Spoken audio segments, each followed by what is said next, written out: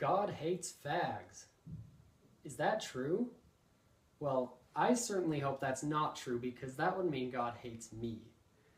I officially came out of the closet about 3 months ago, and let me tell you, being gay and being Mormon makes one very complicated and difficult situation. It poses challenges to one's testimony, creates feelings of loneliness and this fear of rejection. And here at BYU, where marriage and dating make up probably 95% of all conversation topics, it can be hard for LGBT individuals like myself to feel we have any place at all. So my purpose today is to simply and sincerely ask each of you to listen, understand, and love LGBT individuals. And here at BYU, help them feel that they are needed and loved, because any effort you make can greatly lift the burden of those who are already in a difficult situation. First, I want to talk about how homophobia is unfortunately a problem here at BYU, and second, how that is not at all in line with church doctrine and needs to change. In 2015, Princeton Review ranked BYU as number 6 on the list of top 10 most unfriendly colleges to LGBT community in America. Now this is troubling because why would a school centered around Jesus Christ be characterized by unfriendliness? It is, however, an improvement over 2013, in which BYU was ranked at number 4. In March of this year, the Salt Lake Tribune, as well as BYU's The Universe, published a story which illustrates just how harmful homophobic attitudes can be.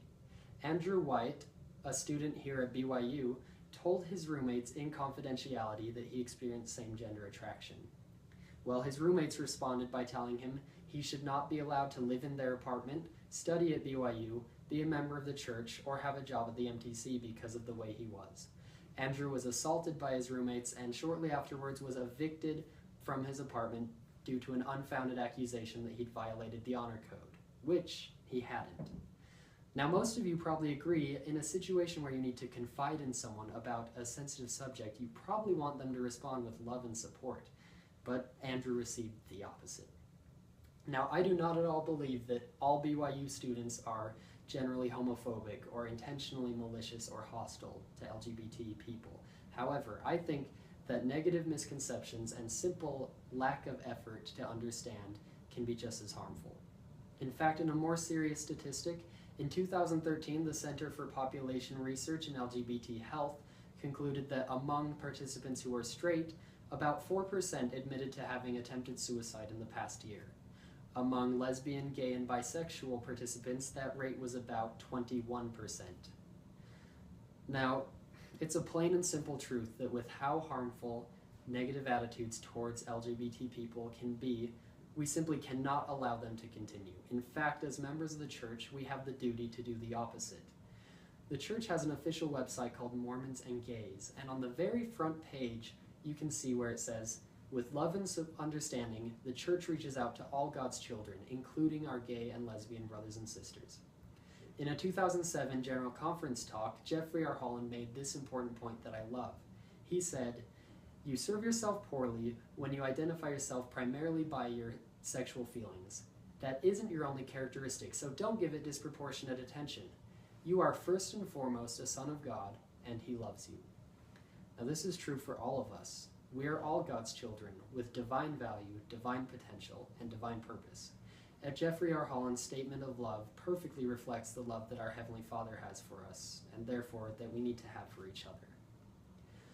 One of my very favorite scriptures is 2 Nephi 26:28, which says, "Behold, hath the Lord commanded any that they should not partake of His goodness? Behold, I say unto you, nay. But all men are privileged, the one like unto the other, and none are forbidden." When I came out of the closet, I received an overwhelming amount of love and support. I learned that I was needed and valued, and most importantly, I learned that God did not love me despite the fact that I was gay, but He loved me including the fact that I was gay. I want all LGBT individuals to have a positive experience like I did. I want them to feel that they are loved and needed here at BYU. So I want to ask each of you to make an effort to listen, to understand, and to love, to get rid of any negative misconceptions, to really understand the truth, and to get rid of any derogatory language about LGBT individuals. Help make BYU an environment where they feel that they are safe and they are loved. Because the truth is, we are all God's children. Despite whatever we or others may think are our imperfections, we have a divine purpose and value, and it's our job to help each other realize that. Thank you.